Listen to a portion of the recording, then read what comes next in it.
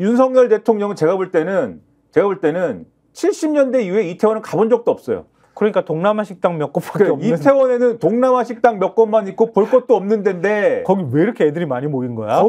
그런 데를 KBS, MBC, JTBC 등의 좌파 언론이 거기를 가라고 왜 이렇게 선동을 하고 그랬는지에 대해서도 이 의혹에 대해서도 밝혀야 된다. 그래서 이상민을 자를 수는 없다 내가. 라고도 얘기를 했고 그리고 뭔가 배후 세력이 있는 듯이 의심된다라는 얘기를 하면서 이상민 장관이 책임지는 것은 만약에 직원 경질을 했는데 나중에 이런 일들이 밝혀지면 얼마나 억울하겠냐 이상민 장관이. 참 자기 친구지? 뭐 모르겠습니다. 친구인지 후배인지 술친구인지 아니면 뭐 고등학교 친구인지 잘 모르겠습니다 이제. 네. 근데 그 사람 그렇게 챙기고 싶어가지고 그렇게 얘기하는 건가 아니면 원래 사고방식이 그런 사람인가 이런 생각을 하게 되는데 지금 한국일보가 김진표 국회의장 얘기를 들어봤어요. 그러니까 한국일보 일면 보여주십시오. 김진표 국회의장은 인터뷰를 했어요. 인터뷰를 했는데 그 이태원 참사 음모론과 관련한 언급을 한 거죠. 그렇죠. 여러 가지 내용이 있지만 다 설명드릴 필요 없고 이 질문을 했습니다. 윤 대통령이 이태원 참사 음모론을 언급한 내용을 챙에 담으셨더라고요. 이렇게 이제 기자가 물어본 거죠. 그래서 여기에 김진표 전 의장이 이렇게 얘기했습니다. 우리 정치의 수준이 그 정도라는데 깜짝 놀랐다. 대통령도 유튜브에서 극단적 팬덤들끼리 주고받는 내용으로 판단한다. 대부분의 국민들은 신문, 방송 등 주요 매체들이 균형 있게 보도한 걸 보고 판단하는데 극소수 0.001% 사람들이 주고받는 것에 영향을 받아서 올바른 판단을 못한다면 잘못이다. 근데 앞서 우리가 기사에서 국민의힘의 주장을 전해드리지 않았습니까? 네. 김진표 의장이 뭐 이 취지에 대해서 취지대로 그 보도가 되지 않았다라고 하면서 이게 해프닝으로 끝날 것 같다 이렇게 얘기했다고 했는데 국민의힘은 그렇게 왜냐하면은 김 전 의장이 주말에 SNS에 글을 올렸어요. 이태원 참사의 철저한 진상규명을 위해 여러 상황을 종합적으로 고려해야 한다는 대통령의 고심을 읽을 수 있었다. 이 다음 대목이 중요한데 다만 회고록은 대통령께 국민 일반의 눈높이가 아니라 정제되지 않은 극단적인 소수 의견이 보고되고 있는 것이 아닌가 하는 우려를 전하려는 취지였다. 이렇게 얘기를 한 거예요. 그러니까 김진표 의장의 주장은 뭐냐면 스탠스는 뭐냐면 나는 걱정돼서 이렇게 하지 말라는 의미로 책에 쓴 것이지 대통령을 헐뜯고 공격하기 위함이 아니었어요. 이렇게 얘기한 건데 그런데 지금 뭐 논란은 그쪽으로 가네요. 나는 그럴 의도가 아니었어요. 이렇게 얘기한 건데 중요한 거는 팩트를 수정하지 않았다는 거예요. 그렇죠. 그리고 이 인터뷰에서도 대통령도 유튜브에서 극단적 팬덤들끼리 주고받는 내용으로 판단을 하고 있다. 이렇게 얘기하지 않습니까? 네. 팩트를 수정 안 한 거예요.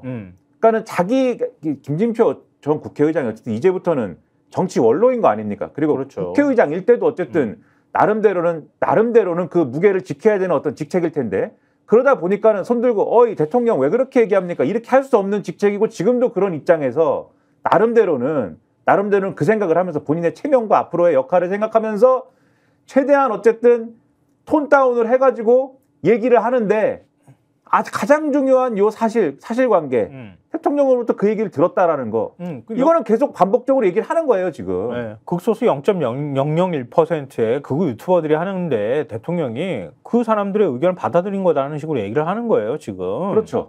계속하고 있는데 근데 그 당시 많은 분들이 아시겠지만 코로나19 팬데믹이 끝나는 상황이었단 말이에요. 그리고 첫 할로윈 데이가 이제 시작이 되는 거였단 말이에요. 그러니까 언론에서 그 전부터 KBS, MBC, JTBC가 만 한 게 아니라 신문들도 다 보도했어. 제가 기억하기로는. 할로윈데이에 많은 사람이 인파가 몰릴 가능성이 있다고 얘기를 한 건데 그게 조장한 거라고 대통령은 인식하나 봐. 걱정된다고 한 건데 뭐 걱정된다도 있지만 질서 유지를 해야 된다는 얘기를 한 거고. 그런 얘기도 했습니다. 분명히. 그런 얘기도 했고 왜냐하면 JTBC 같은 경우에는 그 당시에 우리가 어떻게 보도했는지를 뭐 다시 보여드리겠습니다라고 하는 방송도 했거든요. 엊그제. 그래서 이런 우려가 된다 이런 방송도 했지만 또 그런 맥락도 있어요. 그 코로나19 때 자영업자들이 얼마나 힘들었습니까? 그쵸. 특히 이태원 이런 데 힘들어서 죽겠다 이거 많이 했잖아요. 네. 그러니까 헬로윈 데이 때 많은 사람들이 오면 좀 이게 자영업자들의 어려운 어떤 사정이나 이런 것들이 나아질 수 있다. 이런 보도도 많이 했어요. 근데 그게 가서 사고를 당해라 이런 게 아니지 않습니까? 그때는 그런 보도가 나올 수 있는 상황인 거잖아요. 그럼요. 그리고 그 고통스러운 몇 년의 시간들을 거치고 난 다음에 그 다음에 이제 드디어 사람들을 직접 대면으로 만날 수 있는 기회야. 그러니까 젊은이들이 가서 즐기고 싶은 마음도 있었을 거란 말이에요. 그런 분위기를 또 전한 것도 있었고. 그렇죠.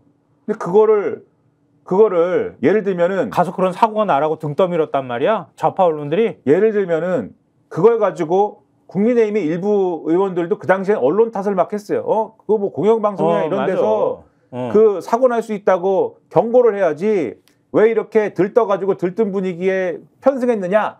근데 저는 이런 주장조차도 언론에 대한 아주 부적절한 어떤 그런 지적이라고 보는데, 그런데 대통령은 그걸 넘어서 가지고 이게 음모였다는 얘기를 한 거지 않습니까? 좌파 언론의 음모였다고 얘기를 한 거예요. 이게 무슨 생각입니까, 이게? 그러니까 대통령의 사고 인식을 이해를 할 수가 없는 거지. 그러니까 계속 이런 식으로 국정을 하는 거 아닌가라는 생각이 곳곳에서 묻어나잖아요. 우리 R&D, 대학 입시도 지금 얼마나 난리 났어. 지금 오늘 기사 다 나왔잖아요. 대학 입시도 킬러 문항은 없을 것 같은데. 근데 불수능이 될 것이다. 불수능이 될 것 같다고 얘기를 하면은, 그럼 킬러 문항은 없고 불수능이 되면 어떡하라는 거야 대체? 그럼 무슨 문제를 내고 있다는 거야? 준 킬러 문항이 나온다지 않습니까? 007 살인 말장난 아니야? 007 살인 면허는 없는데 어쨌든 간에 사람 죽이는 뭐 문항인가 그러니까 보죠. 말장난하고 있다고 내가 볼 땐. 그것도 대통령이 불쑥 한마디 꺼내면서 시작된 거 아니에요. 그리고 말 안 들으면 저 XX 잘라. 누가 그랬어? 뭐 이렇게 나온다는 거 아니야. 참, 하여튼 이런 대통령의 언급, 전 국회의장이 이렇게 얘기한 부분에 대해서 한겨레 신문에서 이태원 유족들의 반응을 전하고 있습니다. 이태원 유족, 조작설 언급 사실 땐 대통령이 2차 가해 동조한 셈. 이렇게 반응을 보였다고 하는 건데요. 다들 처음엔 울면서 숨으려고만 했어요. 극우 유튜버가 왜 그런 말을 코앞에서 할 수 있는 건지 이해가 되지 않았거든요. 이태원 참사 희생자 이남훈 씨 어머니 박영수 씨가 한 말이라고 하는데요. 지금 유족들은 대통령의 언급을 접하고 난 다음에 가장 먼저 참사 이후 극우 유튜버 단체와 여당 국회의원에게 당했던 2차 가해와 대통령의 미온적인 태도가 떠올랐다고 합니다. 유가족들은 당시 발언이 사실이라며 윤 대통령의 각종 2, 3차 가해에 동조한 셈이다. 조작 발언의 진실 여부를 명확히 밝혀야 한다. 이렇게 요구를 했다고 해요.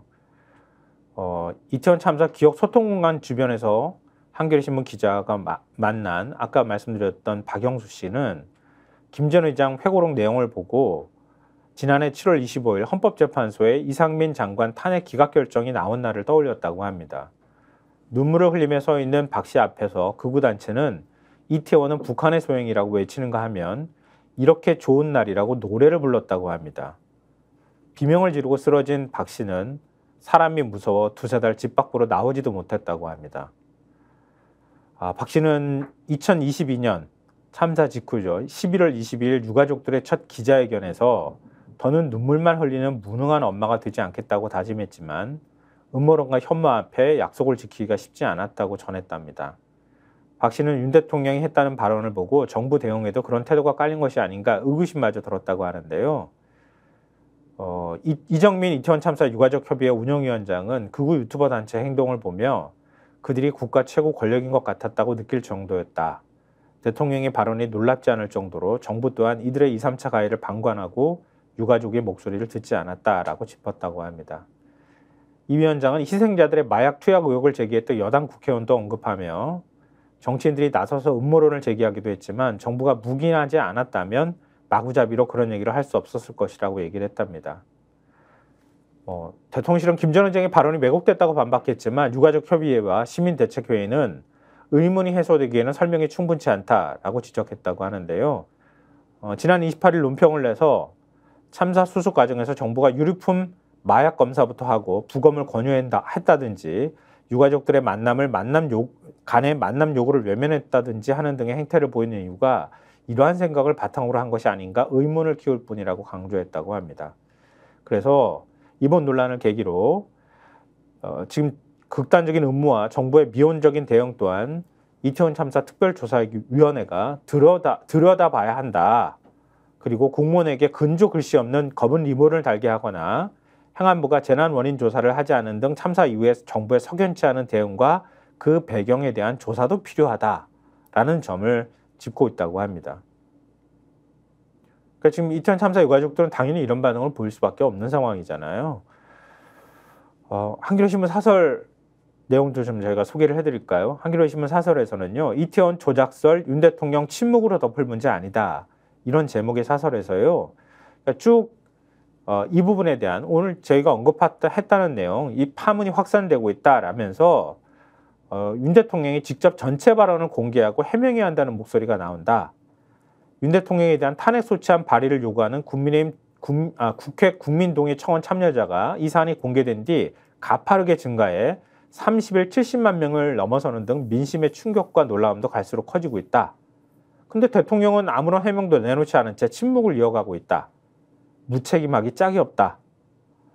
대통령실이 김 전 의장이 대화를 멋대로 왜곡했다고 비난한 것을 한 것으로 넘어갈 수 있다고 생각한다면 큰 착각이다. 대통령이 일각의 추론처럼 극우 유튜버들의 음모론에 심취해 참사 조작설을 거론하고 그에 근거해 이 장관의 책임을 부정한 것이라면 국민으로선 이준석 개혁신당 의원 말 맞다나 대통령의 자격에 대해 근본적으로 의문을 품을 만한 사안이다. 대통령은 이미 최상병 순직 수사의 경로에 사단장 혐의를 빼라고 외압을 행사하고 그 사실을 부인하고 거짓말로 음파하려 했다는 의혹에 휩싸였다. 어떤 경로로 국정에 관한 의견을 접하기에 이처럼 상식과 동떨어진 일들이 반복되는 건가? 윤 대통령은 이런 의문에 답할 의무가 있다. 이렇게 한겨레신문 사설에서도 짚고 있습니다.